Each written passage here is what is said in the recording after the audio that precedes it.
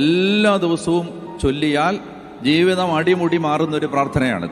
മക്കളെയൊക്കെ മനസ്സിൽ കണ്ടിട്ട് മക്കളുടെയൊക്കെ പേര് പറഞ്ഞിട്ട് ഈ പ്രാർത്ഥന മാതാപിതാക്കന്മാർ ചൊല്ലണം. നമ്മുടെ ജീവിതത്തെ മുന്നിൽ കണ്ടുകൊണ്ട് നമ്മൾ തന്നെ പറയണം. ഈ പ്രാർത്ഥന വളരെ ശക്തമായ പ്രാർത്ഥനയാണ്. ഈ പ്രാർത്ഥനയുടെ ഒടുവിൽ അവസാനത്തെ വരി ഇങ്ങനെയാണ്: അവൻ്റെ പ്രാർത്ഥന ദൈവം കേട്ടു. അവൻ്റെ പ്രാർത്ഥന ദൈവം കേട്ടു. കേട്ടു എന്ന് ബൈബിളിൽ എഴുതി വെച്ചിട്ടുണ്ടെങ്കിൽ ഇത് ലോകത്തെവിടെയിരുന്ന് ആര് പ്രാർത്ഥിച്ചാലും ദൈവം കേൾക്കുന്നൊരു പ്രാർത്ഥനയാണിത്. അപ്പൊ അതുകൊണ്ട് എന്താണ് അവന്റെ പ്രാർത്ഥന? അവൻ ഇസ്രായേലിന്റെ ദൈവത്തോട് പ്രാർത്ഥിച്ചു. എന്താണ് പ്രാർത്ഥന? ദൈവമേ, അങ്ങ് എന്നെ അനുഗ്രഹിച്ച് എൻ്റെ അതിരുകൾ വിസ്തൃതമാക്കണമേ. യെശയ്യാ 54 ഇതാ വായിച്ചത്. എന്താണ്? നിന്റെ കൂടാരത്തിന്റെ അതിരുകൾ വിസ്തൃതമാക്കുക. ഇതാണ് അവൻ പ്രാർത്ഥിച്ചത്.